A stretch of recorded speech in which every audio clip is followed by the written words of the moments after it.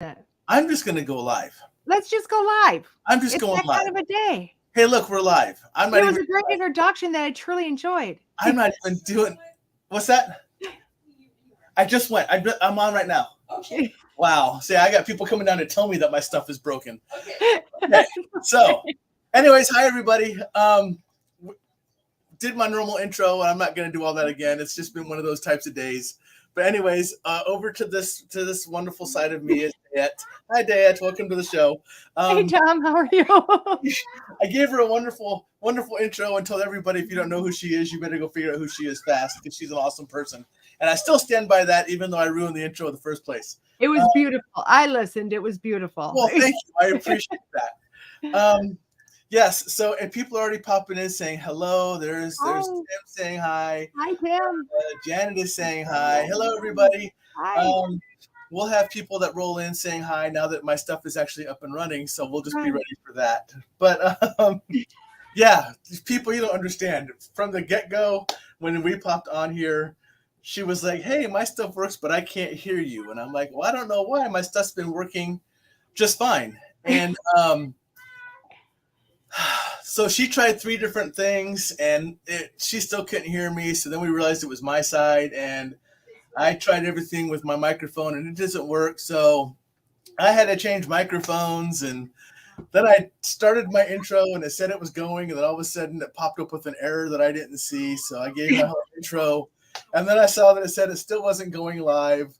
So I was like, okay, stand by. We're not even doing that. We're just going straight into it. So I love it. So it's already been that kind of a show. So welcome. Like I said, a lot of people are going to pop in. Hi, Kathy. There's Stuart. Stuart's been on here for a little while. He's hello.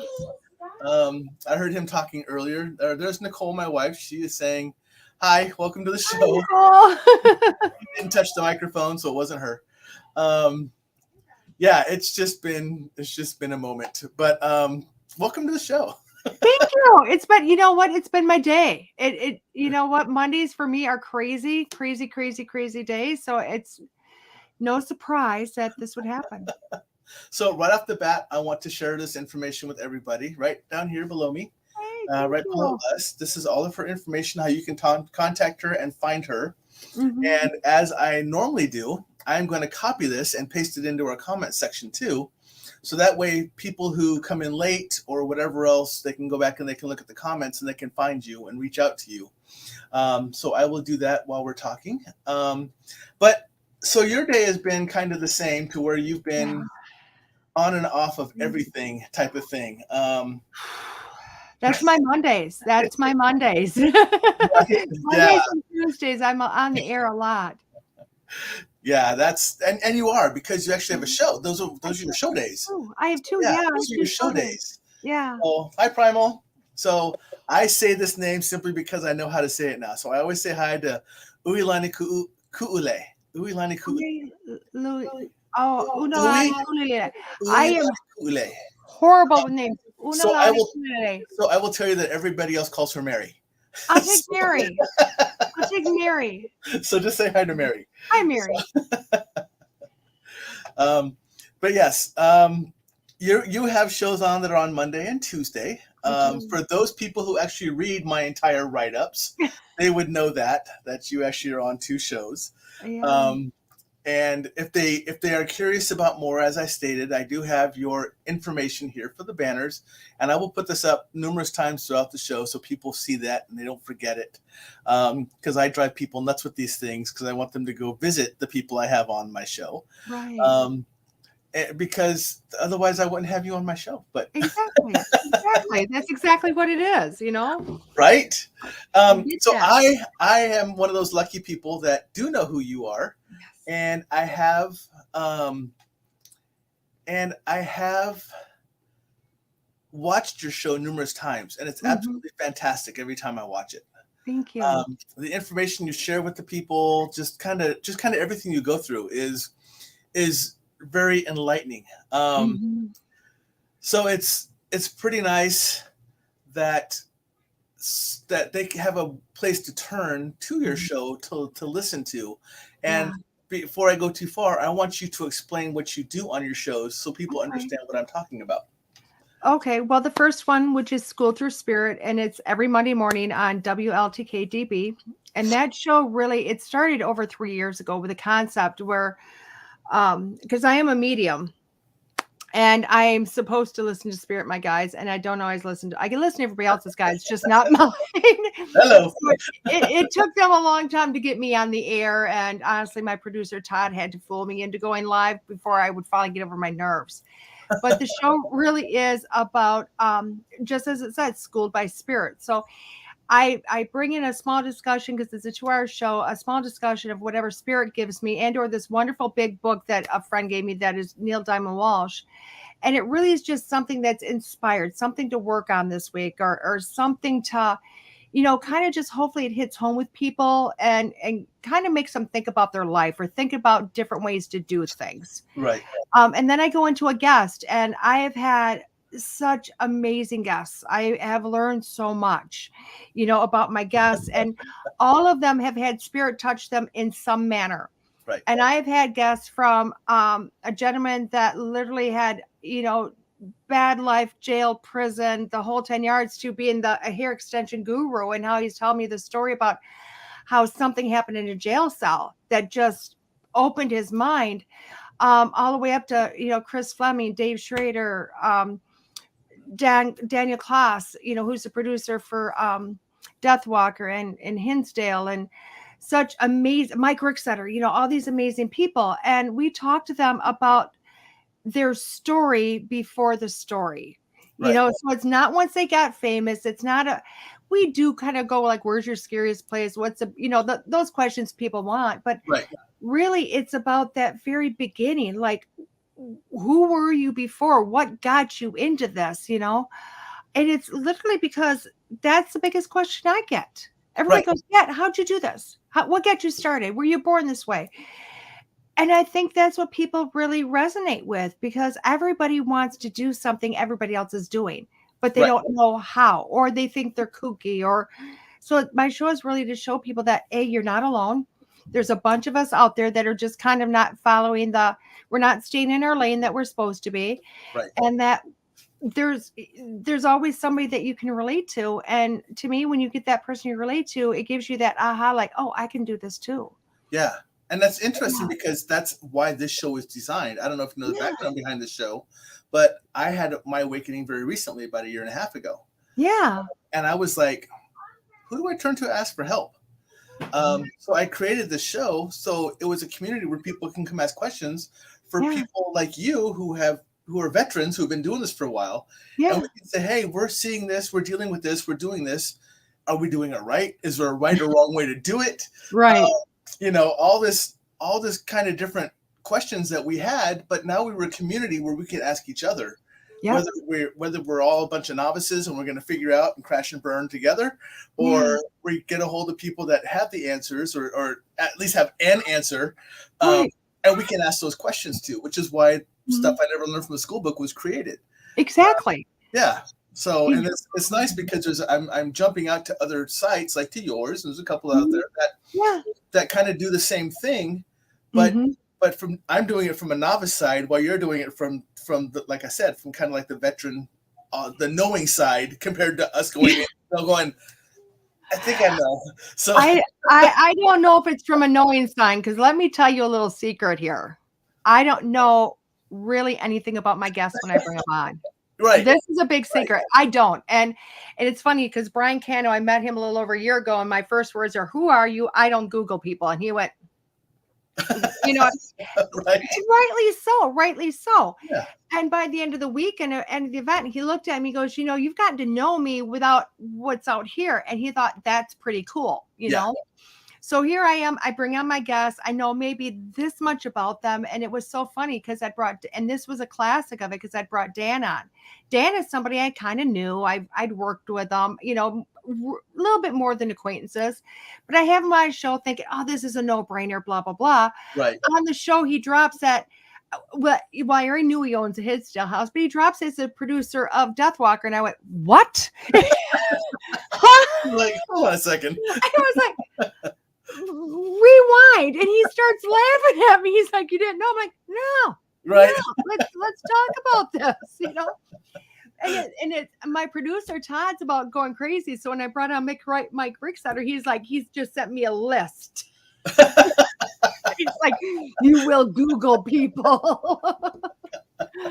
So yeah, that's me. I like to I answer questions about spirit. So I don't think I'm a novice. I think every day I show up, I'm just in the blind as everybody else is. Yeah, and that's It makes it entertaining. Oh yeah. I'll tell you what, my show is known for its squirrel moments. There are so many, and they're fantastic squirrel moments because they're learning squirrel moments. Uilana Ku'ule is saying, yeah, thank you, Tom, and all his guests helped me a lot on how to control or handle things I didn't understand what to do. Now I'm not going crazy. And I tell people I'm not going, I am going crazy, just not for this reason anymore. So, I've already been crazy, but this is a totally different reason why. Yeah. But yeah, so it's really nice to go out to listen to your shows, but you have a second one as well. I do. It's that show was created for my mouth. It's called originally it was Unfiltered with DeEtta, and now it has become Unfiltered with DeEtta and Mike. And honestly, the show was just because I do deem myself as like an unfiltered medium, which just means I might soften the delivery a little bit so it's not so harsh, but it's really about bringing through what I hear to you, which is whatever spirit needs you to know. So that's what the show was really designed around, was just to do readings, being very unfiltered. I swore a lot. I have the mouth of a sailor. I've been trying to clean it up lately, and spirit's not cooperating with me. I will share this with you because I have this for people, just for people like you. Watch what pops up above you. There you go. See? You might as well leave that up there. I may just leave that up. So just leave it up there. We'll just leave that one up there. I have been really working on cleaning my mouth up, and it is so funny. Yeah, look at Tim, unfiltered. They call you names. They call you names. And it is funny because I actually use the Rebel card deck on those nights now, which is just, it says a lot of F-bombs and this and that. But it's been awesome because Mike Hatcher was actually a guest back in January on School Through Spirit. And when we got done, we went, we need to work together. So now the show has become myself doing readings and him doing more coaching aspects. Okay. And it's just joining it together. And it's so much fun because we get in and we just chatted for like half an hour. I mean, really, which is just talking about whatever kind of pops into your head, and then all of a sudden I'm like, okay, we have questions, we should probably work now. And then we get 5 or 10 readings, whatever we cut in, and we say goodnight. But it's a fun show. It's just a show to have a blast with. And it's one of those that folks, if you haven't gone out to visit DeEtta and DeEtta and Mike, go. And it's comic relief is what it is. I think we could take it to like a tour. It's a section of time that you'll be like, whoa, that's kind of awesome. There's no plan. It just, we show up, and I have a card that it's been quite frequently. I have a card in the air showing it. It's like F this, F that, and they're going, what the heck is this? But it's lots of fun. Hold on a second. I have someone I have to delete because I have someone who's bringing up comments that they think is going to be important to people and that they're just spamming right now. So I'm just going to go ahead and block them and get rid of them. I just figure you're a very popular person that they feel that this is a place to be. Right. And I would love that if that were the case. But unfortunately, they just find an opening and they try to run with it. If I were that popular, then that would be really, really scary. But no, every once in a while, and unfortunately, I have to take care of it myself because I'm a kind of a one-man show here. So, Stuart's already leaving? Bye, Stuart. Stuart, where are you going? You just got here. Well, I think he got scared because Tim announced that I call people names, which I've been known to do. So. Well, Stuart does too, but we just chalk it up to his senility. So, hey, Jason, how you doing, brother? What's going on? Hi, Jeanette. So, more people popping. So, a lot of people don't know I'm back. As you heard me say in the beginning, I was gone for a few weeks. I was out in Okinawa doing the rough job of my real job. But no, not you, Stuart. Someone else that was trying to get other people to come get readings. But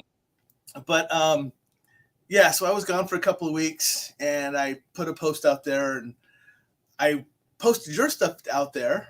You Saying did. that I'm back, and that you're going to be my guest. So it's a great way to come back, because you're going to be on my show. And I don't know. I didn't see a lot of movement, but it seems like everybody's showing up. So maybe they were just so focused on checking out who you were that they just forgot to say, okay, we'll be back. So and a lot of times I write lengthy descriptions in the beginning, which is just my style. I always do, because I want them to kind of get an understanding of who you are before you actually come on. And if you have links, I send them the links so they can go out to meet you and everything else. And I know that 95% of the folks just kind of look at mine and go, Monday night, Tom Springer. Yeah, okay, we're good. We're going to be there. They just kind of leave it at that. Right. And they don't read everything else. So I'm the same way, so I get it. But I take all that hard time to copy and paste your information. And we appreciate you so much. You don't think I wrote that myself, do you? I paid somebody else to write it. And then I modified it. Yes, and that works, because that's what I tell people to do. Here it is. Do what you want with it. I have to. Because my writing style is different than what I read. Yeah. And my guests, I want to write it how I am, so my guests can read it in how I talk, if that makes sense. Oh, it does, totally. Yeah, because if I try to write professionally, oh goodness, we have issues. That's just not how I am. So, right, I mean, look at the face. I mean, look at the beard. It's not how it works. No, I get it. Me neither. I talk to dead people. We're good. Right? But you did bring up, and this was in your write-up, but again, you brought it up and just a few minutes ago, because you said these questions get asked. So I'm going to ask you, how long have you been doing this, and what got you into it? Okay, my story is kind of lengthy. So, but it's really kind of a cool one. So, like all of us, we're all born with these abilities. Right. Okay? Everybody's born with these. So I'm not going to blow smoke off anybody's tush and say that, oh, I'm special, because I'm not. I'm not gifted. Their abilities, just like walking, talking, everything else. I practiced, I practiced and I believed. And it's so funny, because most of my life, I've literally heard from my mom, shut up, DeEtta, you don't know everything. My teacher said, DeEtta, shut up, you don't know everything. I was that kid, even at a very young age, that I would put my hand up and they'd look at me like, can I ask the question first? And I'd be like, oh, but here's your answer. And really, I was just that know-it-all pain in the ass is what I was. But nobody knew why. Nobody knew why. And then when I was 9 years old, and I always tell people this is what ages me, because back when I was 9 and in the state of Wisconsin, or at least my area, you had to be 13 in order to go up in a hospital. If you weren't 13, you had to stay down the lobby or stay home. Yep. And here my grandma had gone to the hospital. She was ill and she'd been up there, and I couldn't go and say goodbye to her or anything like that. And one night at night, she came to me in a dream. It's a simple dream. And she came to me, and me and her were in the hospital, and we were walking all over the hospital. And I clearly remember in my dream her talking, but not paying attention. I'm looking at everything that I'm not allowed to see. I'm like, oh my God, this is so cool. And we got to this last room, and, we're walking the halls, and she was opening doors. We were walking in and out like corridors and all this stuff, which was really kind of insane. We got to the last room, and she opens up the door, and there's this old lady in a bed, and she's got tubes and hoses, which really, I know now, it's just oxygen tube and IVs. Right. And she said, DeEtta, who is that? And I looked at this body, and I can remember it felt like forever. And I looked at her, and I went, Grandma, that's you. You, yeah. And then she looked at me, and she goes, but who's this? And I can remember looking at her going, I'm confused. And that's when I paid attention in the dream. Yeah. And that's really when she really kind of reiterated what a spirit was, what a body was, what heaven was, really quickly, and just told me that not to be afraid, because one, her body stopped working and she was going to heaven. Mm-hmm. And not to be afraid, because this is something I was going to do the rest of my life. I was going to talk to souls. Beautiful. What I got out of that is I woke up, told my mom Grandma died. My mom said, DeEtta, shut up. You don't know everything. If she died, I got a phone call. Yeah. And a couple minutes later, ring, ring, ring, ring. And she just looked at me. But really, we didn't walk with it. At that point, it was just a dream, and whatnot. So for a long time, I had dreams when people died. Yeah. That's all it was. And then this actually came up in my show today. When I was 13, I can remember that was a really rough time for me. And I would pray every night. And I didn't know what I was doing. I mean, I'd been, confirmed. I did all that stuff, but I would pray every night. And I didn't know what I was praying about. But one night, distinctly, the brightest gold light showed up and it surrounded my whole body, like encompassed my whole body. And it felt like it was forever. And I actually went to sleep in this light. Woke up the next morning, went to school. Later on that night, I called my sister who was living in Texas and I told her all about it. And she told me she thought it was the coolest thing because in her terminology, I had been visited and basically, shared by, the Holy Ghost. And I went, well, whatever the heck that is. I don't know what that is. Right. Yeah. I have no clue. But, life kept going and I hit about 18, 19, had my son and I started dabbling in tarot cards and, Ouija boards and ruins and pendulums and all this stuff and just kind of knew things. I got into this horrible relationship and I knew what he would do before he was going to do it, but never acted on it. And it wasn't until all of a sudden one day in my 40s that my life fell apart.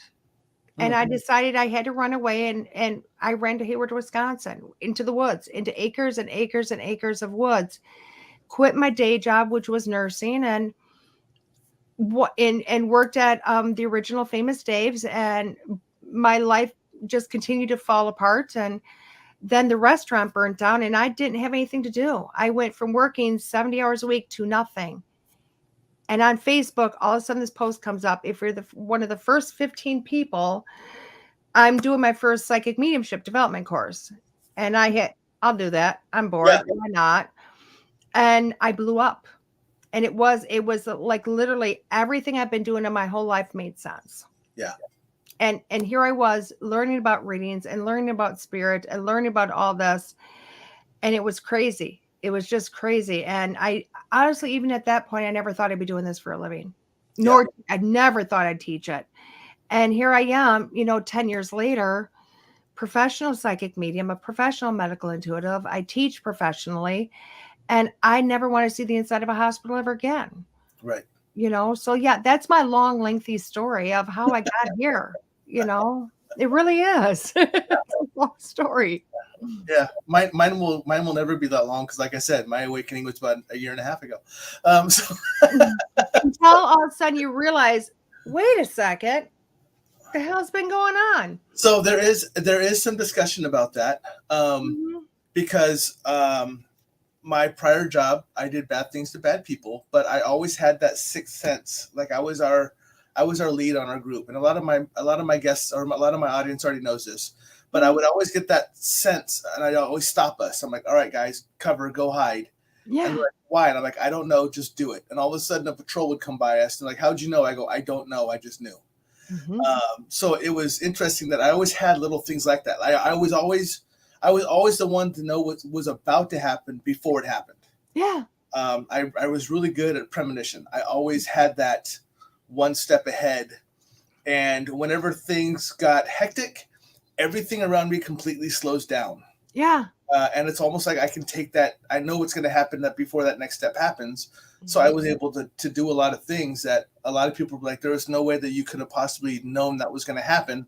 How did you do that? And I'm like, I don't know. It's just, I just chalked it up to intuition and just my reactive nature to wartime situations. Right. So I just chalked it up to that. But, and now that I'm to where I am now, definitely still in my learning stages, but I'm realizing that I think that was a brief glimpse into what was to come from when I did awaken.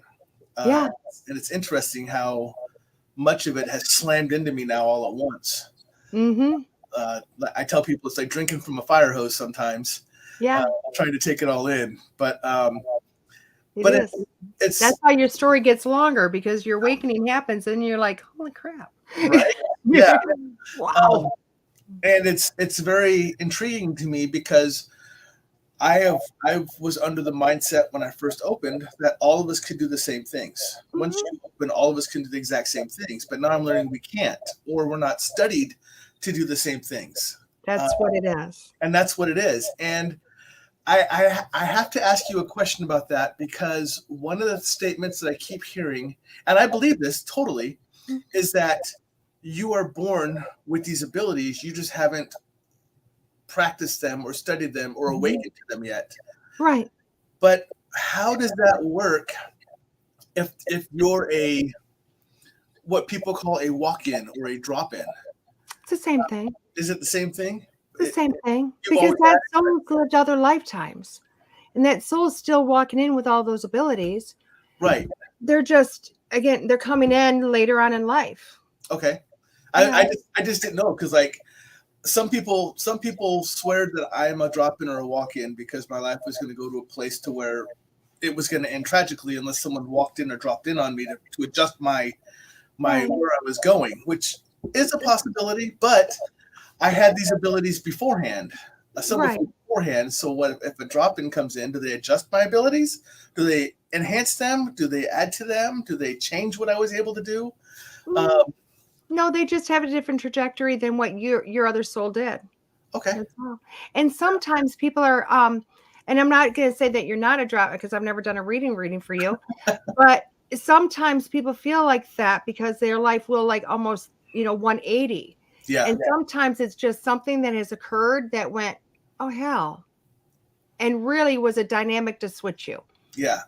Well, there were two ladies when Nikki and I were walking around that we knew, and all of a sudden they talked like I wasn't even standing there, but they were talking about me. Mm-hmm. And they both turned around and looked at this, and they both went, "We think you're a drop-in." And I went, "Okay." And they kind of talked about it a little bit, not too in depth, but they talked about it, and they said, "We think that's why your transition happened so late in life, was because you're a drop-in, because something was pushing you towards a certain way that was not going to end well. So something had to happen and take place to push you to another direction." So, hey, Miss Kat. Hi, Kat. How are you? Yeah, I love Kat.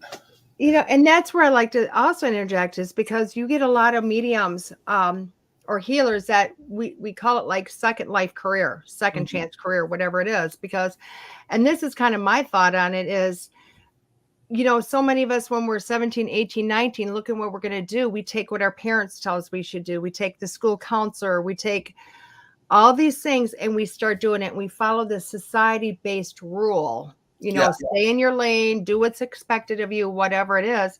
And you hit that midlife crisis. And it used to be, people in their 40s or 50s. And now I'm finding people much younger hitting it, which is really awesome.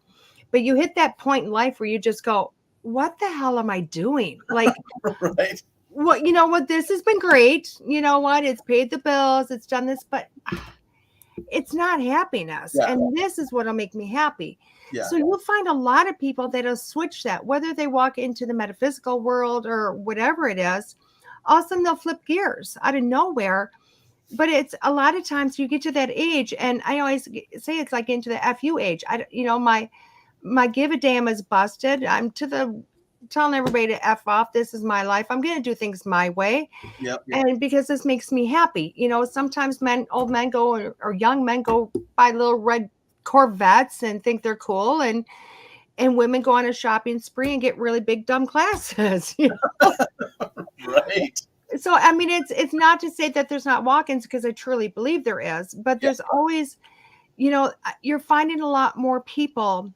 Actually, now that baby boomers are getting to a certain age, that you've got a whole generations of people that are no longer thinking the way they used to think. Yeah. And you have people like who I'm a product of a baby boomer. Now, those baby boomers are literally one generation off of, the Waltons, basically, which is not a bad thing, but that's where they're at. That's where their mindset at. They really are the last generation to go, hey, you need to do it this way. You need to, you get up, you go to work, you come home, you get up, you go to work, you come home, and on the weekend, you get on your boat or whatever it is. Yeah.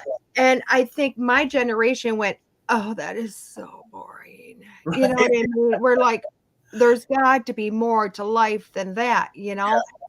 And I really do believe that it's, you know, people in their 50s now or, you know, 60s that are going, no.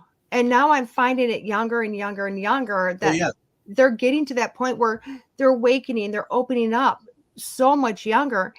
And the weird thing is it's not always that they're awakening into the metaphysical world. They're just awakening into themselves. Yeah. And metaphysics happens to be there. Yeah. Or the world of paranormal, whichever name you want to give it. Whatever you want to call it. Yeah. So Nikki identifies it as your GFF, which is what I call your give a fuck factor. Yes. Busted. Yeah. So. Yeah, it's busted. It's done. There's a whole country song on it. I love the song. Yeah. So it's man, then I am doing this way too much later in life because my GFF was gone long ago. Yeah. Well, but even though it's gone, you're still doing something. You know what I mean? And I honestly do believe it's about walking into your purpose on life. Yeah. Because I have a lot of students. And I will tell you what, almost all my students, you know, if they show up, they're either going, I want to figure out what the tickle tummies are. I want to figure out what all this premonition stuff is. I'm empathic. I want to control it. And a lot of people will jump into that beginner's course for that. Yeah. And people that decide to stay longer, when they first start, it's like, I want to be a psychic medium. And I think to myself going, not everybody's going to go and do readings. Right. But you will walk into something that you want to, that's more aligned to the trajectory of your life and what you should have been doing this whole time. Right. You know, and it's beautiful to watch it because they walk in and they become animal communicators, paranormal people. They go into shamanism. They, you know, automatic write books. They, you know, just it's endless to what they do, but all of a sudden they're bringing spirit in and their guides and they're finally working with what we were given. And then who knows what they're going to be. But not everybody's going to walk off and do readings, but it doesn't mean they're not using their abilities. Yeah, and that's one thing that we come across that. Nikki and I, when we go out to different locations and everything else, there are a ton of people who go to me and go, you are not doing what you're meant to do. Mm-hmm. Like, you are definitely not doing what you're supposed to be doing in this life. And you need to, your adjustment needs to be made because you definitely should be doing more for people than what you are now. And I understand that. I just don't know what it is yet. I don't know what I want to be when I grow up. So neither do I. You know, so I don't know what lane I'm supposed to be in, but I also have that same feeling that I like what I do now. Mm-hmm. But I also claim that I am part of the Stockholm syndrome because I've been military so long and I'm still government that I don't know anything different. So that's why I'm working with what I work now. Right.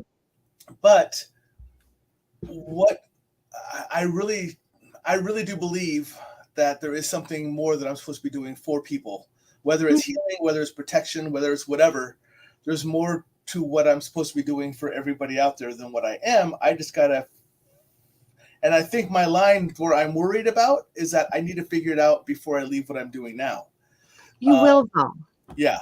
But that's just it. And it never fails, Tom. I've watched more people do it where they start to kind of get closer to that life's purpose. Yeah. Now it's going to happen when it's supposed to. And that's one big thing is everybody's like, oh my gosh, I started late in life. Oh my gosh, this. No, it happens exactly when it's supposed to. And all of these steps happen when they're supposed to. Yeah. So never stop and think, oh my gosh, I should have been doing this years ago. No, I don't think that. I think that there's, I mean, I meant for like the general people, because that's a big thing I get, you know, but I find that when you start to gravitate to what it is, and I bet you the show is the beginning of it, educating, bringing people together, a connector of things. Right. And then probably branch off of that. You'll find that other things will start opportunities or small things, not even big, like in your lap things. They tend to be small. Yeah. And next thing you know, you look back a year later and you're looking back on, well, when did this happen? Yeah. And then when it's time to leave your day job because it starts to hurt. And I really do mean it starts to hurt because we all have that moment where I don't want to go to work. And then that moment goes more often. I don't want to go. I don't want to go. But you go and you get over it because you're there and might as well do it. And then that day comes where I don't want to go to work. I get to work and I can't get rid of the feeling. And now it hurts. Yeah. And that's when it's time to walk away. Yeah. And I understand that, but you got to realize what I do right now is kind of hard to do that because my work sends me to places like Okinawa and Hawaii and Germany. And so it's really rough to say, I don't want to do this because I love what I do. Well, that's just it. But who says that you're not supposed to educate everywhere you go? Right. Yeah. So Rosie is asking, she came in a little late. She wants to know where you're from. I'm from Wisconsin. So That place where everybody goes, what's that? Wait a second. This is going to throw you off. Now, where did you say at in Wisconsin? I'm in southern Wisconsin. Okay. Because I actually lived in northwestern Wisconsin for 4 years. Oh, wow. I actually lived in Alameda and Rice Lake, Wisconsin, right there on the border of Minnesota. I know exactly where it's at. And we lived on a dairy farm up there. I actually lived on a dairy farm for 4 years of my life up there. Yeah. Doing all that wonderful stuff. Beautiful area. Yeah, I'd moved up to Hayward for about 3 years, which is just 45 minutes north. 45. Yeah, I see you're about an hour away. So yeah, it was 45 minutes north. I'd been going up there my whole life because my grandparents owned land up there, so I would drive up there and drive back. Matter of fact, I still drive up there and drive back. I have some amazing friends up there. That's my let's go hide place. Like I tell everybody, if you want to hide, why wouldn't you go to Hayward? I mean, come on, like your nearest neighbor is 100 acres away, which is nothing but woods and bears and wolves, Yeah. Ours was dairyland, and my closest neighbor was a half a mile away, and I had to walk through the forest to get to him. Yeah, exactly. Yeah. So and that's my peace place. Yeah. When I need to get away, you will find me there. And it's always a clear bet. If you heard DeEtta's in Hayward, DeEtta's losing her mind. She's got to go regroup. She's got to refuel herself. Because that's where I go. That's just literally where I go. Yeah. I said for a second because I actually lost your. I saw you down on the bottom screen, but I lost you on my main screen. So, but you're back. Wow. Nikki wants to know if we have a common friend named Holly Ank. Well, is Holly up in not Springbrook, Stone Lake? I want to say she's like in Janesville or Jamestown or James. I don't know. Now you're going to have me Googling. All right. But yeah, she's one of our friends that we first, she's actually one of those that kind of freaked out a little bit because, she said she's in Janesville. Kat says she's in Janesville. Yeah. I don't know her, but we have a lot of friends in common. Right. Quite seriously. Yeah. I know. When you look at that and you're like, wow. How have we not ran across each other before? Exactly. Oh my gosh. Me and her have friends from high school all the way up to, she's got me and my husband are together as friends. So that's well, see, there you go. And everybody knows who my husband is, right? My hubby, Bill Walter. He owns, him and his husband own the Broadhead Manor, and they're my new husbands. Oh, well, already. You're like, oh. So you heard me because you and I were actually listening while I was not broadcasting. Okay. And you heard me do my lovely time frame of everywhere in the world for people to say hi to. Yeah. And when I mentioned Indonesia, this person right here, Ajang, is the one who's from Indonesia that comes on to watch my show. So I actually start doing all the time zones because this is where people come in to watch my show from. So I just kind of share hello and let them know that. And then it's also because a lot of people don't understand how time zone work. So I tell them what the time zones. No. It's a good thing we have the parental advisory up here because no shit. I wasn't the one that did it. Yes. I had a military person. Military. You would think they know these things. But we were talking about time zones, and Stuart, you'll love this one. And she goes, but what's the time difference between Nebraska and Texas? And I went, there isn't one. It's below us south. And she goes, yeah, but there's got to be a time zone difference because like there is going this way, but there is this. I'm like, no, honey, that's not how the sun moves. Right. So I had to explain to her how time zones work and why they work that way and the rotation of the earth and everything else and how the sun comes up and sets and all. So it was quite entertaining to explain to her how time zones work. So sometimes I feel like I have some people that just don't understand how time zones is. So I break down the time zones for them. Yeah, sometimes you have to do that, and that's okay. Let them know. And which is exactly why when I write up my descriptions, I put 7 p.m. Central, and then when I talk on the show, I break down what the rest of the time zones are. So when people are on, they're like, oh, okay, now I know what time zone I'm supposed to be watching this in. Right. So Kat says she just saw Bill Friday. And I'm so sorry, Kat, because Bill literally was like, yeah, Kat's gonna be here with the little one, and if you can come, and I'm like, we're going to Great America, can't be there. Sorry, Kat, and I didn't even tell my little one about your little one because I knew it would be just not good. Oh, that would So not be good. Yeah. we will. Oh, my granddaughter and her daughter get along beautifully. They just love each other, which is awesome. That is fantastic. Yeah, and I think it's funny because I know if I say my hubby, Kat knows exactly who I'm talking about. Right? Yeah. Uh-oh. There's the little one. This is the little one. This is Addie. It's like Beetlejuice. You said her name one too many times and she came in. I know. Hi, Addie. Can you say hi, Tom? Hi, Tom. How are you? You're on the radio again. Good. You're good? Mm-hmm. I'm always on the radio. You're always on the radio. Give me a hug.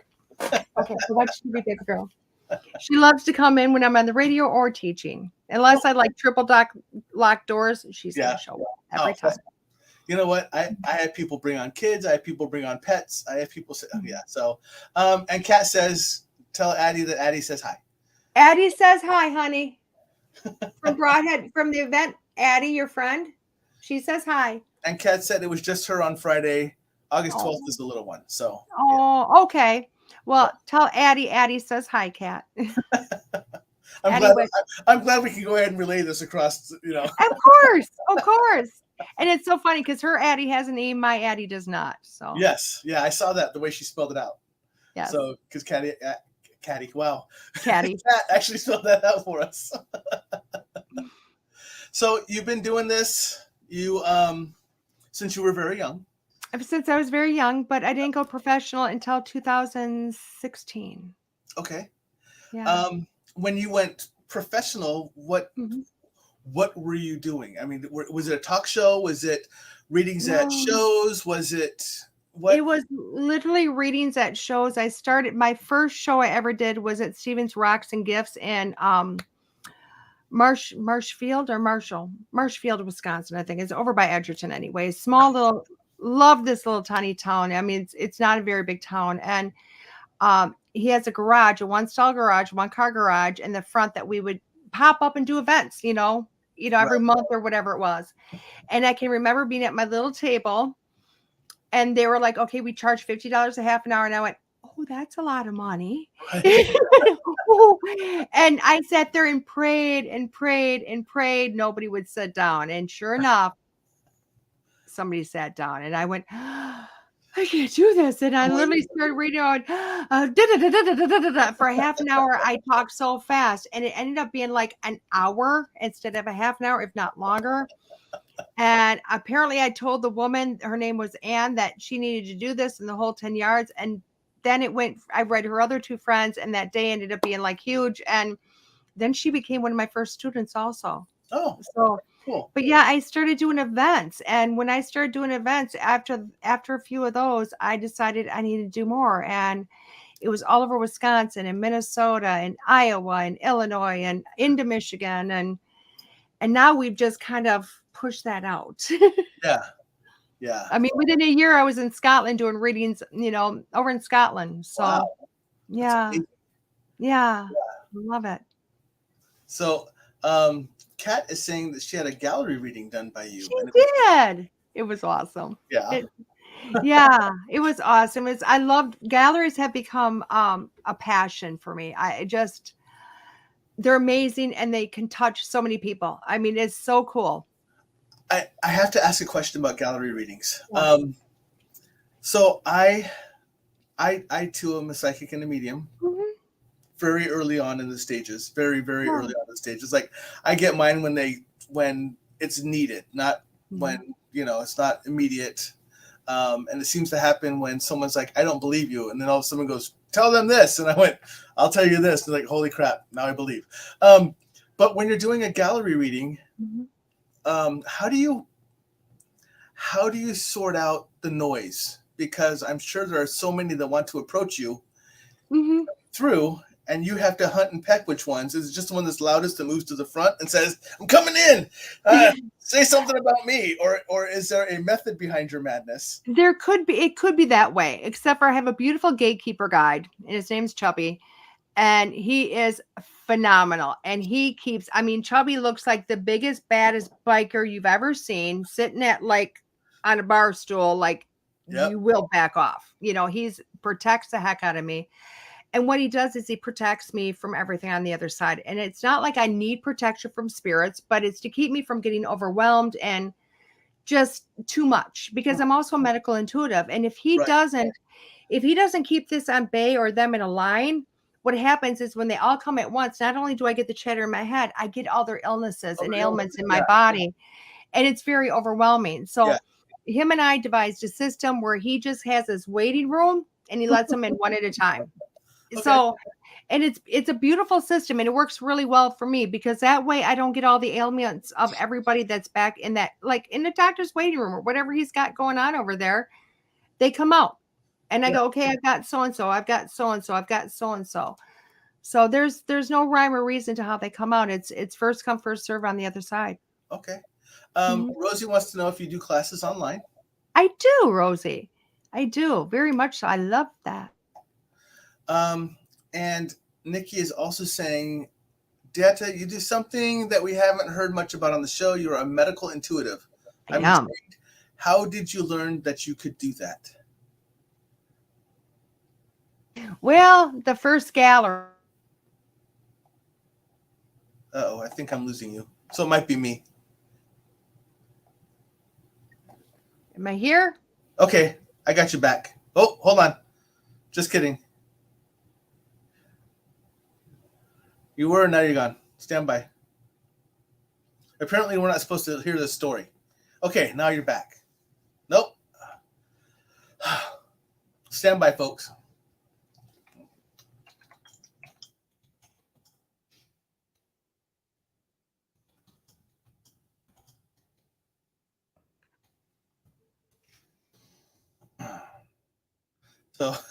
So now we're talking. Okay. So do you have me or no? We do, but it's very hit and miss. I'll come in. Let me take myself off my internet.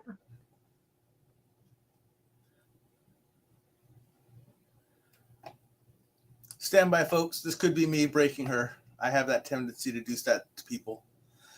She'll be back. See, you all ask questions, and no. Hi. Hi. I'm back. Do me a favor. What? Turn your phone sideways.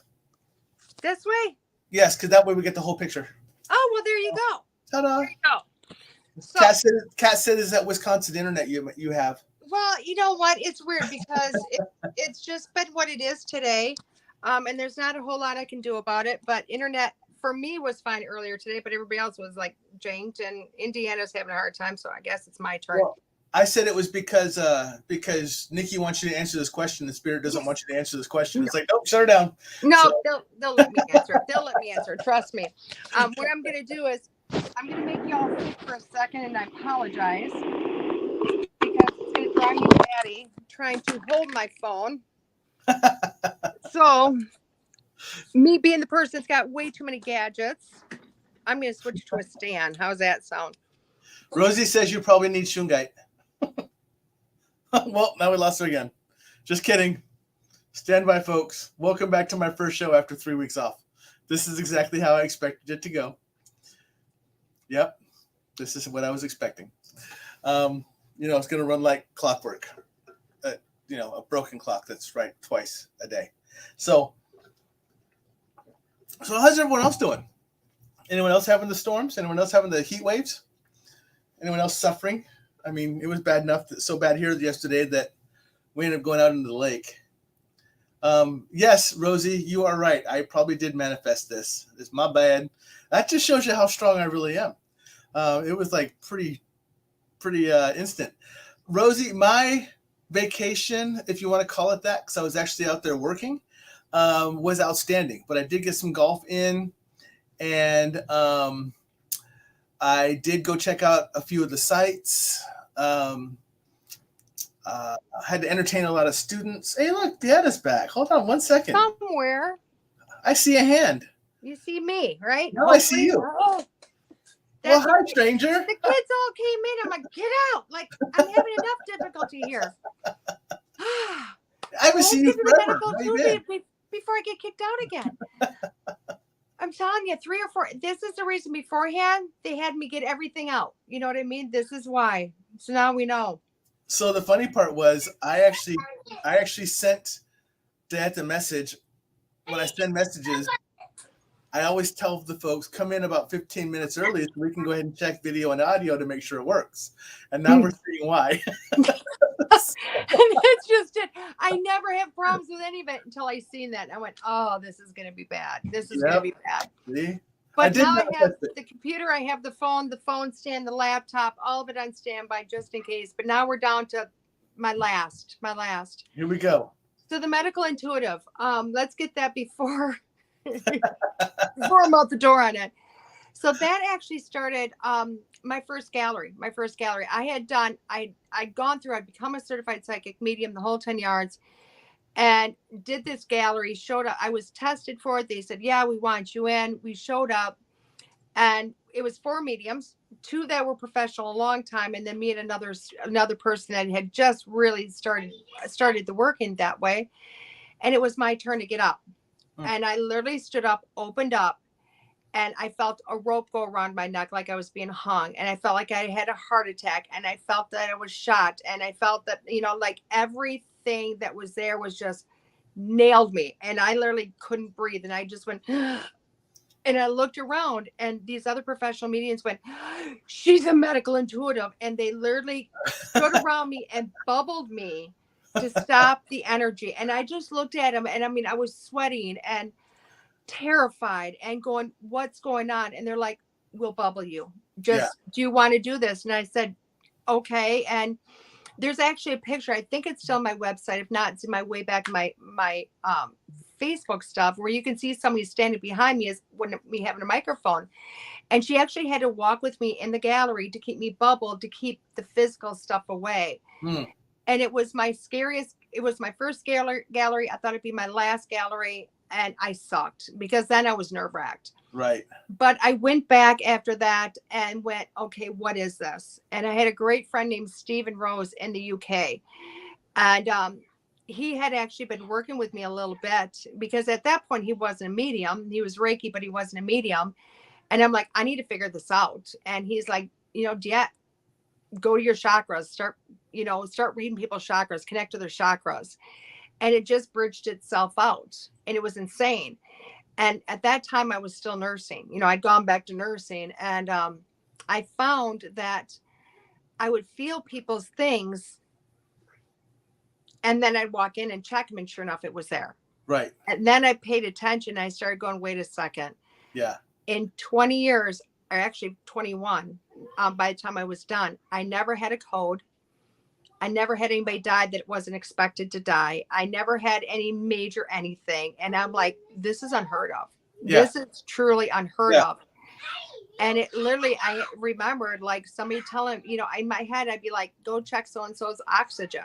And I'm like, there's no reason to check their oxygen. And sure enough, I'd walk in the room and I'd have somebody not, they were still breathing, but they were like turning a different shade. And sure enough, check it, gets my O2 on them, and they were better, or I'd feel people's pain. And I just really honed in on it then. I really just honed in on those abilities. And I'm blessed because I think it's the medical field that actually made it so that I could do this. And I feel things in my body. Yeah. That sounds crazy, but I feel people's, I've literally felt down to the vertebrae and how it might be twisted, and send you off to a chiropractor and tell them to check this one. And they're like, you're correct. This is crazy. Yeah. So I have 2 questions for you. One is from Uilani Ku'ule, and she's saying, how do you relieve the pain that you feel from others with medical issues? Okay. So how do you block those off? Well, I don't block them. I will not block them, but how do you That's simple. I speak it out. As long as it's correct, it's gone. Okay. It really is. One, I stay grounded all the time. I'm a firm believer in grounding, keeping my bubble up. My bubble still allows me to feel everything, but it doesn't let people take from me. So I have this system, and I've asked my guides, because in the beginning, I would take their stuff on and it would stay with me for for days and I would really be ill. And I went, I need a system. So basically, if I'm doing a reading and I'm feeling a lot of pain or if I'm struggling breathing, whatever it is, as soon as I say it, and I go, does that make sense? And they say, yes, gone. It goes away. Okay. It's gone. Okay. And my second question is kind of a personal one because it's one of my friends. Okay.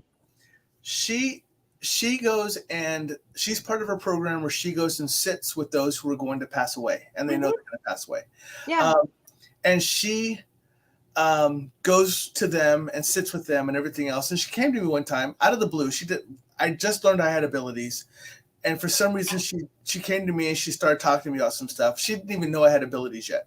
Mm-hmm. And she was like, I need to talk to somebody about this. And I want to talk to you. I'm like, okay, you must be being, and at this point I'm going in my head, you're being sent to me for a reason. What's going on?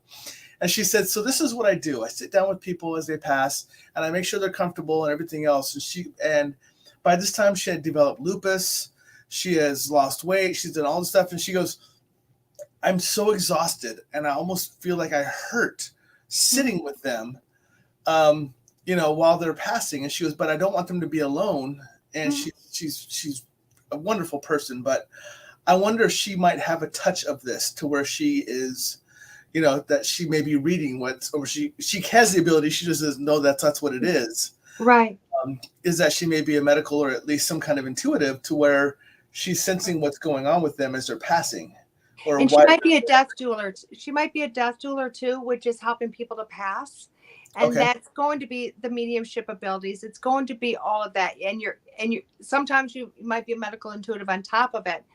But I'm going to tell you, one of the first things to do is get labs from your doctor. But when I say about labs, potassium, magnesium, calcium, those labs. Okay. Yeah. Like magnesium is not normally a lab. It's one that doctors never check. Okay. Yeah. So one is that, especially when she's got the exhaustion, and this isn't a reading. This is just the facts. Okay. Right. My doctor, God bless her soul, love her to death. Matter of fact, I was just in this last week and we were talking about it because my doctor is the doctor's doctor, which means she's just really smart, Right. Yep. And I walked into her and I said, I'm a medium and I need these tests run. And she looked at me. She goes, why? And I explained to her how raising my vibration, I'm raising this and my body's got to do it. She goes, you're getting tired. And I said, yeah, because it's using my magnesium, because your magnesium is your energy. It's one of those things that brings it up. Yeah. What happens is when we raise our vibration, we're using our magnesium down. We get tired. We get exhausted. We'll crave sugars. We'll crave carbs. We'll crave all that stuff to raise our energy back up if we don't have that magnesium to make up the difference. Okay.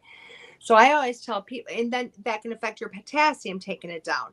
Now, I'm not saying go out and start eating a bunch of magnesium or potassium. Always use food. Always go to the doctor. Always get this checked. But ask the doctor, can I get a magnesium level? Can I get my vitamin, like a complete medical, I can't think, a metabolic, my brain is not a nursing brain right now.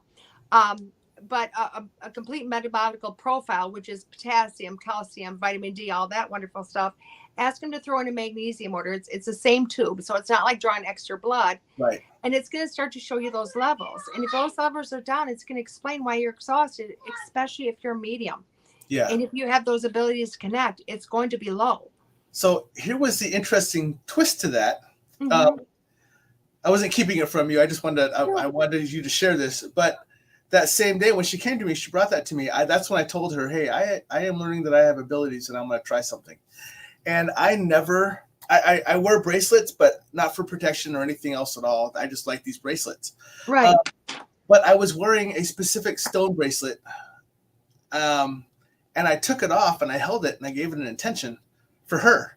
Mm-hmm. And I go, do me a favor, put this bracelet on and wear it tonight. Because she was going to one that night. And she was just kind of coming to me to and she puts it on and she goes, it tingles. I go, just wear it all night. Let me know what you think in the morning. And so she worked all night. And then she came in later the next morning because she normally comes in later after she does that, because she's been out all night. But she came in and she goes, what did you do? I'm like, what do you mean? What did I do? And she goes, it was the weirdest thing. She goes, I wore the bracelet like you asked me to. And she said, and I went through all the motions absolutely every motion that you told me to go through, my normal, made sure they were comfortable, played games with them, got them their food, did everything else. She goes, but I felt like a robot because I went through everything, but I did not get tired.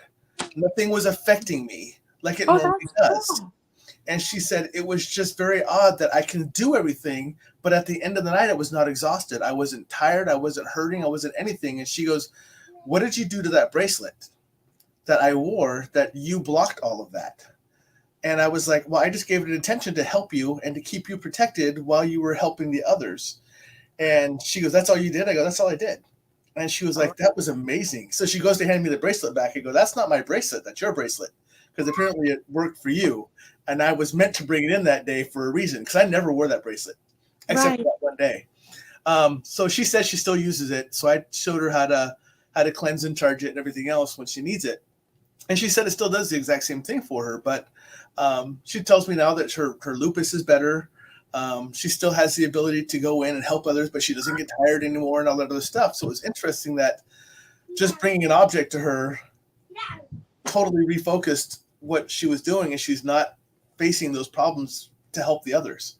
Right. So it was an interesting, but I was wondering, because of what she felt and what she went through, everything else, what it might identify as. Is she a medical intuitive? Is she what did you call it? A death doula? A death doula? Yeah. A death doula, yeah. So, or anything like that. What's your thoughts on with that? So I can kind of give her an idea of what to kind of look towards. Yeah, and that's what I would do. It's beautiful. I mean, to be able to do that is amazing. It's a much needed service that we need more of.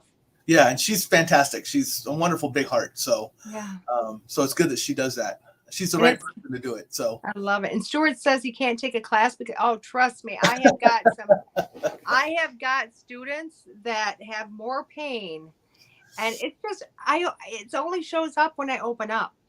Yeah. Oh, I'm sorry. He meant to say because he is a big pain. Oh, because he is a big pain. Oh. No, he wrote it that way. I'm just adding that in. I have those students too, and I'm still okay with them. So man, I'm just in awe of a lot of the stuff that you do, because like I said, I know you from your shows. I watch you on the shows and everything else, but this type of information I just didn't know. I didn't know the in-depth of it. And it's very cool that I like the fact that you I like the fact that it rushed you all at once, and everybody else recognized it that was on stage with you. So that's really cool that they were like, okay, everyone step up and do your job to make sure she can do hers, type of thing. Well, and that's just it, because medical intuitive is not necessarily, the most popular job on the block, and it's not one that I would say a lot of people have. So, like I was doing a class, an intensive workshop this weekend, and I ran into a lady that's medical intuitive, and she didn't know. And just by she was acting, I was like, here we go. Right. Because this is what it's going to be. And that's okay. But to have somebody that recognizes that in you, and because it's scary, it's terrifying when you have this and you're trying to open, and now you're feeling so much pain or whatever it might be, and to not have somebody around that you doesn't know what's going on. Yeah. That's even scarier. That's a person that's going to shut down, and they're going to shut down hardcore. Is this something you're able to do online, or does it have to be in person? Oh, I can have people on the phone and do it. Oh, okay. Yeah. I actually have one doctor that dictates a bunch of questions to me, and I dictate the medical intuitive reading back to her. Nice. Yeah. That's very cool.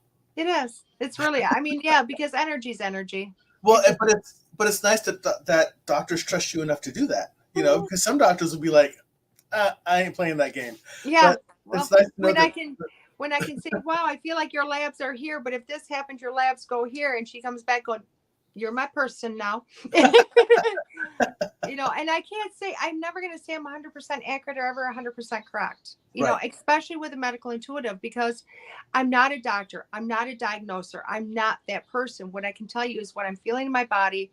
I can tell you what it feels like. I can tell you the symptoms. I can feel all that. And then I can either give you suggestions or tell you, please go to the doctor, get checked, because I'm always like, please go to the doctor, because it is the doctor is the person that's going to be able to do the most for you. Right. Is this something that, because you're a medical intuitive, is this something, I don't know how to, I don't know how to ask this without sounding offensive, but I don't mean to sound offensive. Is this something that comes from you, or is this something that a spirit guide or something is telling you and feeding you, and then you get it from that source? It's from here. Okay. Well, I should say it's a combination, because I have to raise my vibration. I have to connect with you. Say if I was doing it, you called me for a medical intuitive reading. I'm going to raise my vibration like I normally do with everything. I'm going to literally open up me to feel you. Okay. Which I do in every reading anyway. This is something I naturally do because I use my body as one big old parameter. You know what I mean? From head to toe, spirit, the whole 10 yards. But what'll happen is like, God, you must be having a lot of pain in your upper back. I don't know what this is. I'm starting to feel uncomfortable in my upper back. You know what I mean? So I open up to you. That's the first thing I'm getting. But it's not just skeletal. It's also muscular going across there. Also feels like you've had an injury to like the lower back. You know what I mean? Because it's more painful upper, but I can feel like maybe the source of it's lower down. You know what I mean? Yep. So, and it kind of feels like that. Of course, it goes into the shoulders, the whole 10 yards. You know what I mean? And you're also not very comfortable. And this is going from the medical to a throat chakra. So it's like you have no problem speaking your truth, but you're very uncomfortable with like it. But I think that's uncomfortability of going, who am I? What's going on? And I know you've already talked about that, but I think it's a lot more than what you're expressing to people. Like you're like, hey, and really you're like, oh shit, that type of a thing. Okay. Yeah. Now it's going back into the physical and it's going into my right shoulder, and I might be mirroring you, but I'm having some stiffness in my shoulder. It's not pain. It's just stiffness. And I feel like this might be overworked, overused. Knock it off. Anyway, so it's, but again, it's not painful and it just feels stiff, it just feels stiff, and it's kind of going into your head, and it just feels as if, you've got a lot going on, but you also, it's really weird because it doesn't feel like a headache, but it just feels, it's actually on this side, just kind of feels like it's not sure what it's doing. You know what I mean? But it's not pain. It's irritable to me. It's irritable, I guess, right. So, and it's just, so like you have a lot going on, and I'm not going to go any further than that because you have a lot in this body of yours. Does that make sense? And I think of this tiny bits. Yeah. But literally, like with your back. Okay. So let's just go to that because that was the first thing that came up. I feel like this is something you're already dealing medically with. You know what I mean? Like a medical doctor dealing with this back of yours. Okay. Yep. I just don't feel as if they might have found the reason for it, but they haven't found how to take care of it in a way that you need to be taken care of with it. Does that make sense to you? Yeah. So with that, it's like they can give you all the drugs in the world. They can tell you go get massage. They can tell you to do all the stretches, all that. And I think you've done that, been there, done that, did the whole thing. But what you haven't done is looked at the psychological part of it. You know what I mean? And everybody wants to go, well, it's not in my head. No, it's not in your head. It's in your back. And I feel it. And it's very much there. But you carry a lot on your back. You know what I mean? And not to the point where you're like, it's almost as if, and I know you've been military, so you understand that pack that y'all stuff all that crap in and you put it on your back and you like carry it. Yeah. You know what I mean? Like, yeah. But it's so full that you've almost doubled or tripled that pack and you're bent over like a hunchman. Yeah. Carrying more than the weight of the world on your back. Does that make sense? Yeah. But you don't know how to take the packs off. You don't know how to take these packs and put them over here and say, not mine, not mine. You want to take everybody else's stuff on, which is going to continue the back going. So you have the physical going on with the compound of the almost psychological going on. Okay. And sometimes you have to also deal with the psychological in order for that physical pain to go away. Okay. So it's kind of like, why do you, and I would look at you, and I don't want an answer here, but it's kind of like looking at you going, why do you want to carry everybody else's shit? Why do you really want to take on everybody's stuff? And I can almost hear you saying to me, it's my job. Well, it's not your job, and not everything has to be done right now. You know what I mean? So I would honestly look at you, since you got the medical all going on, I would look at you and say, let's start devising something, that I would now ask Spirit to go, what can Tom do? What can Tom do to lighten this load a little bit? Okay. Yeah. And the coolest thing that they're giving me is for you to go out to Walmart or wherever and get a bunch of envelopes, a whole stack of envelopes, and then cards that can go into these envelopes. And on every card, you're going to write one thing that you're dealing with and you're going to, that doesn't have to be done right now. Right. You're going to throw it in an envelope, shut the envelope, do it, and then put all those in a drawer. Okay.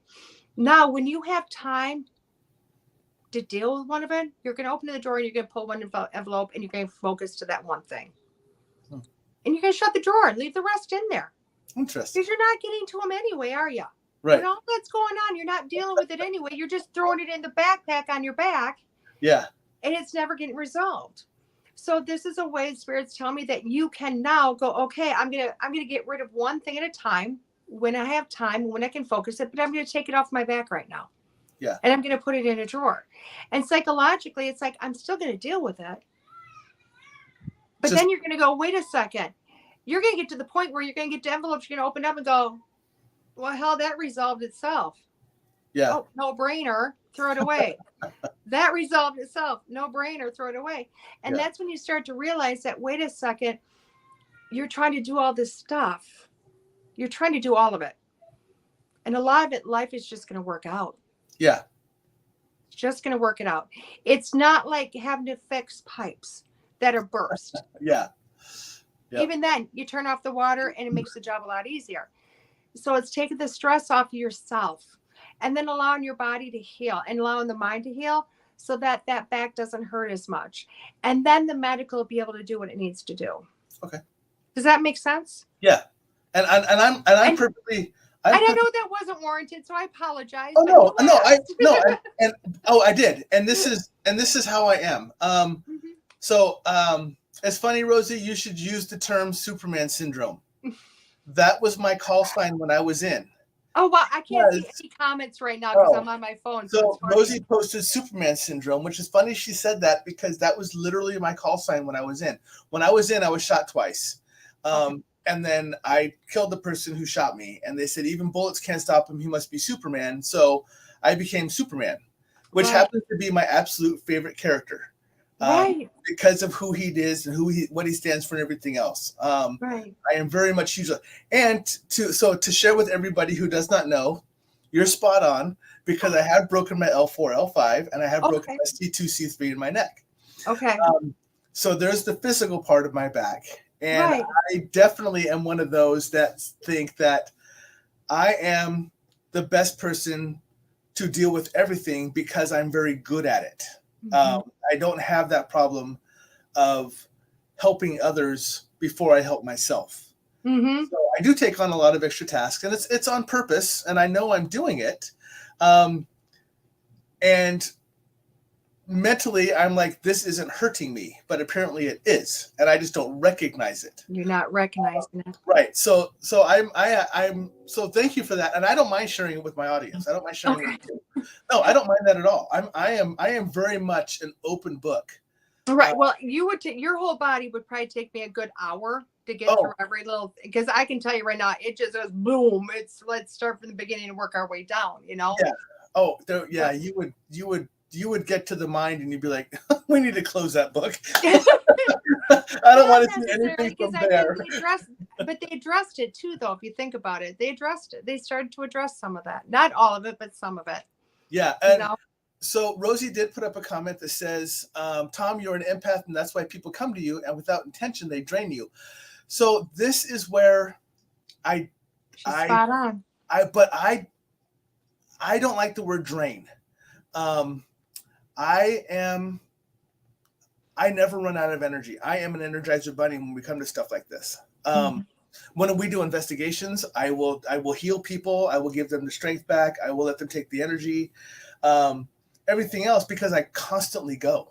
And that's just how I'm built. And I built that. I mean, you got to figure I am someone who since the mid 1990s, I don't sleep more than 3 to 4 hours a night because that's what my mission required me to do. So I'm not used to relaxing or being in a calm state. Even though I sit and I look like I'm calm, everything is moving around. Yeah.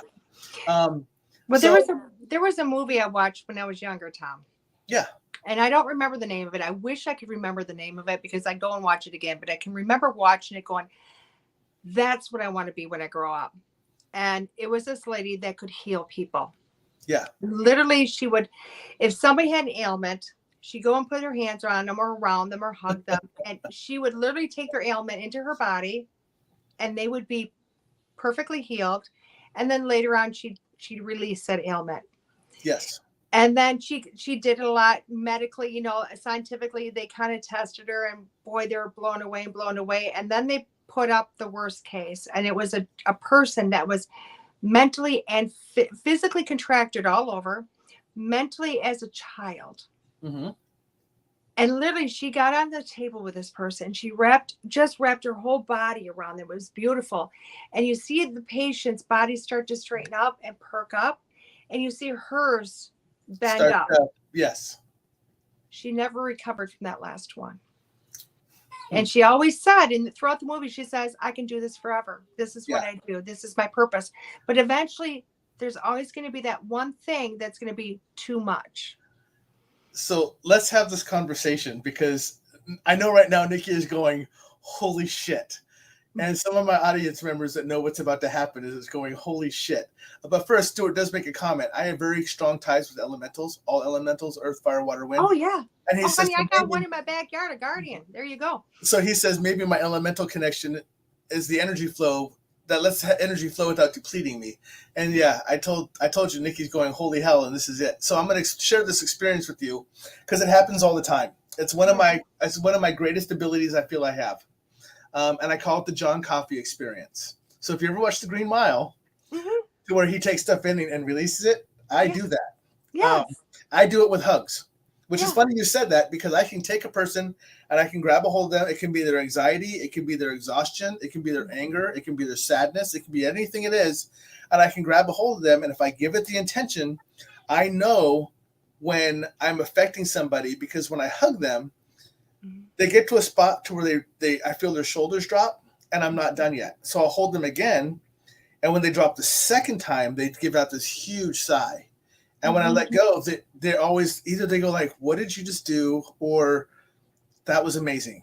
Right. But I have trained myself to not let it go inside of me. I do not take it internally. My shield, my bubble, but I call it my shield because mine literally looks like I'm wearing a superhero outfit that sticks to my body. It sticks to there without going into my system. And when I take it from that person, it releases off of there. So I have totally prepared myself for that because I think that's one of the greatest gifts I have, but I don't want that gift to hurt me. Right. So I've built it to where I don't have that. I take it internally, so I have to suffer what they're going through. I just take it from them and I just release it. I would go hug a tree if I were you, though.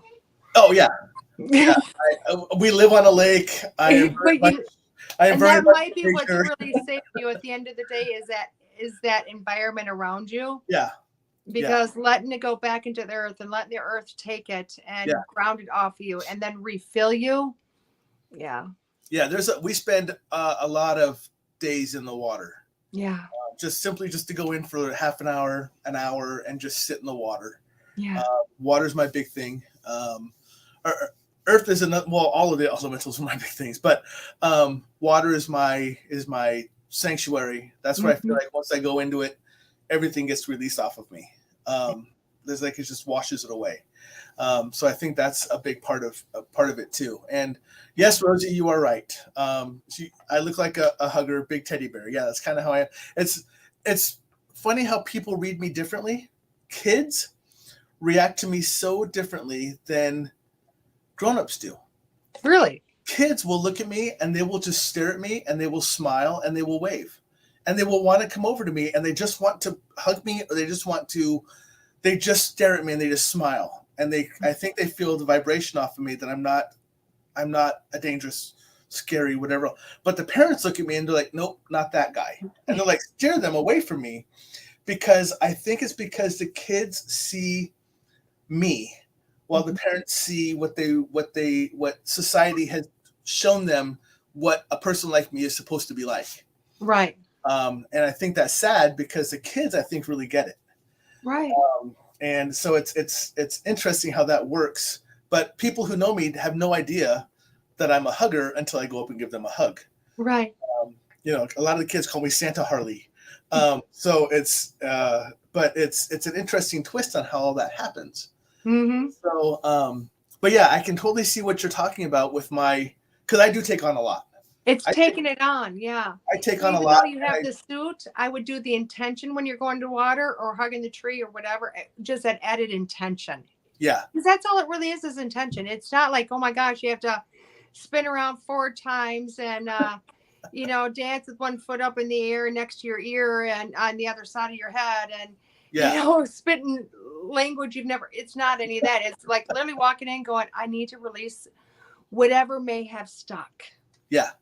Whatever may have stuck or maybe gotten through, let's release that. Yeah.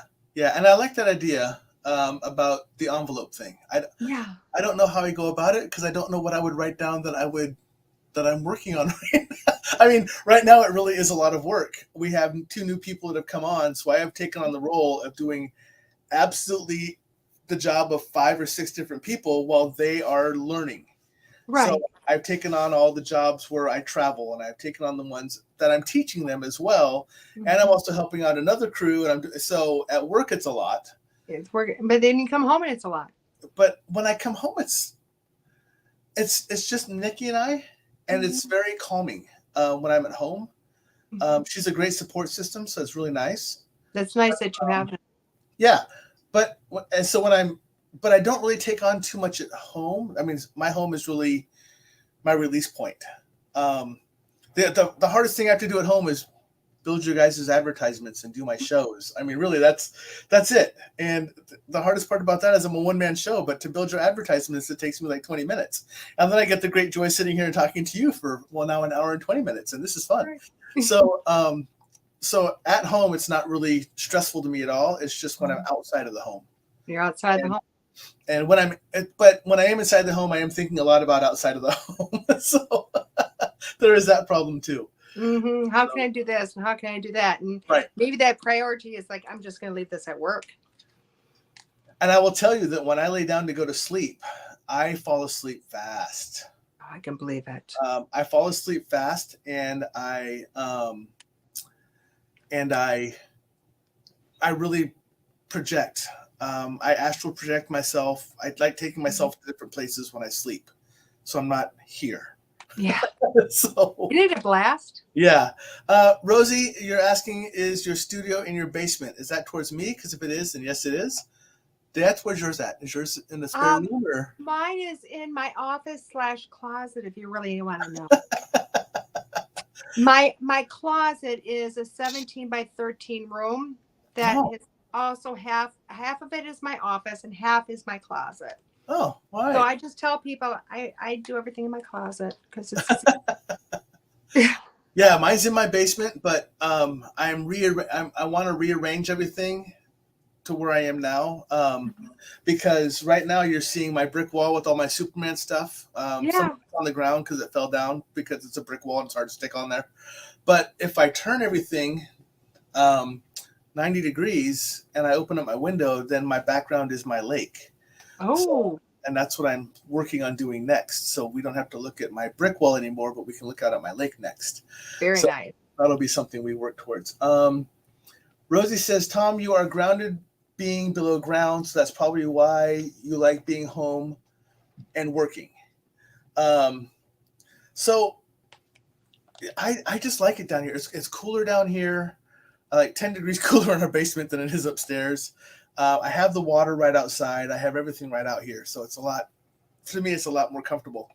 So yeah, it's pretty interesting that thought process came up.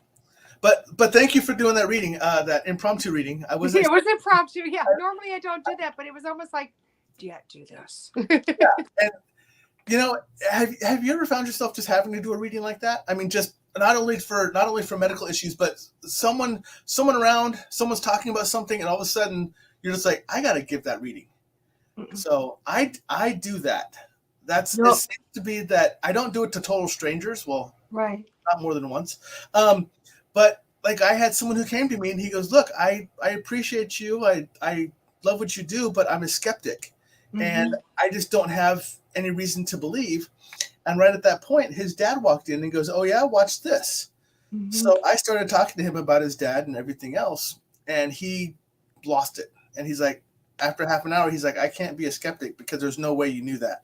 Right. Because we only knew each other like you and I do online. Right. Yeah. And he was like, there's no way you would have known that stuff. So, but that's how I end up doing my readings. It's very spontaneous. Right. I have never sat down at a table to do readings because I don't think I'm qualified yet to do that.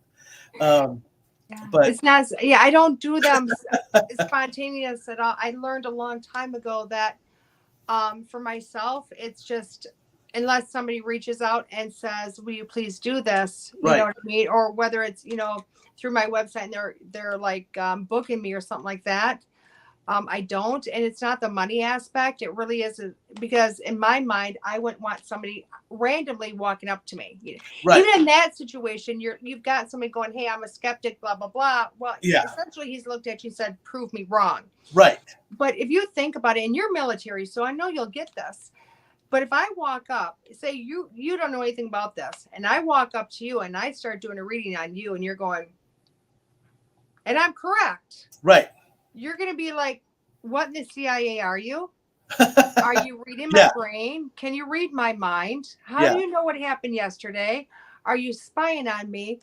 And all of that goes on. And then you make people feel, it's almost like, it's kind of like telling people aliens were here in the 1950s. It's just not something they could do. You know what I mean? That you had to wait 70 years before you can start to say, well, it's the truth. Yeah. And it's because people just aren't, they like to watch it on TV. They like to think this is really cool. But if you just walk up to random people and you go, "Oh, I got your grandmother here." And I haven't done that. That. I'm smart enough not to do that because I'm afraid I'm going to freak some people out and I just don't want to get punched. Right. Well, I always just tell people it's unethical to walk up to strangers because they don't want to know it. But it hasn't really been a stranger, but it's been people who, like you said, they've challenged. You're in those conversations, but that's more like, "Hey, give me the reading." Right. It is. It's almost like they're opening up saying, "You know what? I'm a skeptic. Prove me wrong," like you said. And I'm like, okay. Yeah. And I've never been the one who has gone, "Watch this." It's always been spirit coming to me going, "Okay, then show them." Right. And I'm like, okay, so. But you're still in a situation that's warranting it. You know what I mean? Yeah. And that's why it's like I'm when I get brought on shows, it's almost like it's warranted. You know what I mean? Because I can almost hear your next question is, "You know what? Do a reading, even if it's small." And I'm like, there you go, let's do it. And it actually, I'll tell you honestly, when you started doing the reading, it took me a second for me to kick in that you were giving me a reading. It's not just a general. I had this person and this was what I was doing. It took me a second to realize you were actually reading me when you started talking about it, because you started going to the back and I'm like, all right, well, that's familiar. And they're like, and the lower back. I'm like, well, that's familiar too. And then as you continue to talk, I'm like, damn, she's reading me right now. So I was like, oh, all right. And Rosie is asking, do you do readings online? I do all the time. They can go to my website. Yeah, that's where what I honestly do is I have everybody booked through my website now, and then they can tell me. Predominantly, I do everything by Zoom, unless somebody messages and says, "Hey, I'd like to do it by phone," or "Hey, can I meet you?" Because I don't have a brick and mortar in Janesville, because it's just I haven't warranted to have one yet. Yeah. So I either will rent a room at a local store. I'd like to meet people in parks and do readings in parks. So, And right now, the people that came in later going, "Hey, she does readings online," and you said, "Yes, I do. I do them on the website." Hey, you want to know where to find her? Right here. I gave you a reason to show it. DeEtta people right there. I was anticipating that one too. So see, we are literally rebranding myself, and it's literally DeEtta.us is what it is. You know, so yeah, and you can find out on Facebook, which is where I originally found her, because as people know, this is how a lot of times I find my friends first. I find you as a friend, and then I go out and watch you, and I pick up on people's energy very fast. And I get tons of people that come in and like they're like, "Oh, friend suggestions, blah blah blah," and I go through them, and I only stop on the ones that instantly go, "Hey, you need to be friends with this person. There's a reason why you need to be friends with them." So that happened with you. Okay. And I was like, I need to know who DeEtta is for a reason. There you go. Then I went out and I started watching your shows. I'm like, oh, I absolutely love this lady. So, and then I'm like, well, now I want her on my show. And then And so then I reached out to you and said, okay, we don't know each other, but we're friends on Facebook. Right. So don't think I'm completely crazy. I'm only slightly crazy, but I do a show. Can you come onto it? Right. And then you were nice enough to say yes. So it was fantastic. I'm so happy you brought me on. Yeah, So and happy. I'm sure my audience is too. I mean, they had tons of questions and they made tons of comments, which I love. And they got all aspects of my office here. So Right, far. they did. They had every angle from every machine you have in there. So That's right. That's right. Yeah. See, that's how that works, folks. So we had the three sides of DeEtta today. There you go. The computer, the laptop, and the phone. There you go. We got it all. And there's my extra screen. So yeah. It's funny. I just bought a second screen because I have two screens, but one's an old TV. Yeah. But I actually bought a second actual screen, and I haven't set it up yet because I don't want to set up anything until I tear everything down so I can move my desk. Yeah, I literally went into Best Buy and I need the biggest screen that you have that I can order to hook up to my Mac. And they were, yeah. And when they ordered it and brought it in and they're like, nobody's ever ordered this before. And I'm like, really? You're like, well, no, I can't say that anymore. Can't say that anymore. So, yeah. Yeah. Well, I think we're at a good stopping point. I think so. We covered a lot. And we had a lot of squirrel moments, which I'm very happy about because those are supposed to happen on my show. But again, I want to thank you for coming on. Thank you for the reading. I did greatly appreciate that. And like I said, I'm an open book, so I don't mind sharing it with my audience and letting them know. Because when you're saying, do you understand? It's you really only trying to let me know what it is, but I let my audience know because I want them to understand that you are correct. And I'm not just saying yes because you want me to say yes. It's because she was right. I never want somebody to just say yes just because. No, you don't want the smile and nod syndrome. No. Yeah, I hate that. I hate that because when I get done, it's been a half an hour, and I go, I hope I helped you, and they're like, I don't know who you were talking about. Oh. Right. Yeah, and that's why I said initially I was like, so she's giving a general reading of in the past, but then as you kept going, you were like, I'm like, oh, this is me she's reading right now. So I was like, and I really, because I understood it right when you started. It was like, so my upper shoulders, then my lower back, and I was like, well, that's all me. That's me. Oh, this is me. So, there you go. But that's and then they understand a little bit of a medical intuitive. Very small, but yeah. But then I really think it's important for the audience to know because you're on my show. I want you to express and to let people know who you are. Yeah. And by sharing with them that what you just did was correct, that lets them know in turn that DeEtta is the real thing. I can go to her, I can ask her questions, and it's someone I'm comfortable with. I trust. I've seen her in action, so they know that they can go to you now. And so I love that when this happens because it's just so much that people. This is why I love having people on and my audience to react because I love giving a platform for people who other people don't know. I think it's the fastest way to spread word. And if it's correct, which I mean, I love my guests that come on here because they're fantastic guests. And my audience understands it. Well, then they share everything out with everybody else too. And I love that because it helps build the community so much better and so much faster than what we do on our own. Oh, very much so. Yeah. I think that's very important. And my audience knows. My audience is on my audience. My audience is my family. And that's what I call them. And they know that. And I appreciate them very much because I would not have a show without my family. But it's also important for them to know that my guests are coming on and they're also trying to help. I mean, there's a reason it's called Stuff I Never Learned from a School Book because this isn't stuff you're learning from a school book way back when. This is stuff that you can only learn through our guests by coming on and sharing their abilities and their gifts with us. So thank you again for coming on. A lot of people saying great show. Nicole saying great show. It's very wonderful to meet you. Is saying the same thing. Thank you so much. Awesome show as always. Another absolutely amazing guest. Yep. Thank you very much.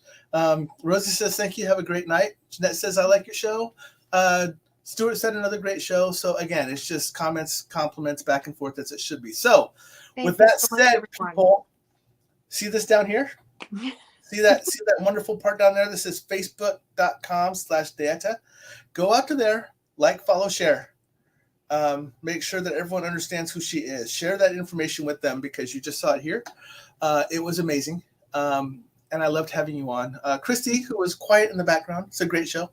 I do have a lot of people that are very quiet in the background. I know they're there, but they're very quiet, and then they'll normally chime in every once in a while. But I'm going to throw you backstage, if you don't mind, because I'd like to talk to you offline for a couple of minutes. Please do. So Rosie said just found it, so she just found your Facebook site. So Awesome. That is fantastic.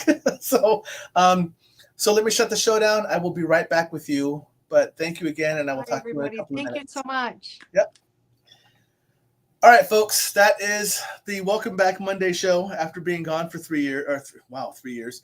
3 weeks. It felt like years because I was without you guys. As always, I'm looking at my phone because I'm trying to figure out who on earth I have next because I never remember day 1 to day 2. But I do know that I have a Wednesday show a Thursday show out of Cycle. And I'm trying to see who it's with. So Holly Boucher is going to be on my show Thursday. I'll build the advertisement out for her, and I will bring her on. You will love Holly. She actually did my starseed reading. And I believe she did Nikki's as well. She does starseed reading. She does a couple of other things. I'll build the advertisement out. But she will actually be on Thursday night at 7 p.m. So be sure to tune in on that one. That's going to be something different that I haven't had on before. But then I do also have another Monday show next Monday. And that is going to be with Luna. So her name is Elizabeth, but she goes by Luna Conley. And I believe she's also going to have on one other person with her too. Someone else that works with her. So next, Joe, it's Holly Boucher. Yep, it's Bashae, Holly Boucher. So she's the one who's going to be coming on. I know you know her. Yep. She did do your starseed reading. So come on Thursday, we're going to have Holly on. Come on Monday, we're going to have Luna, and I believe a guest on. I think his name is Nathan. I'm not sure. I haven't read up on his profile yet, but I met her. She's fantastic. So come on, watch us both days. Like, follow, share as always. You want to know where I'm at? Well, besides sitting here in front of you, I'm right here. Facebook.com, Stuff I Never Learned from the School Book. Twitch, Stuff I Never Learned. YouTube, @Stuff I Never Learned. So you can find me there. If you go out to any of the sites, especially my Facebook site, or you go into my readings and you want to send me emails, my email address is out there, but my email is simply stuffineverlearned@gmail.com. So you can find me out there. Other than that, have a great, safe couple of days until I see you again on Thursday. Much love. Take care. And I will talk to you again soon. So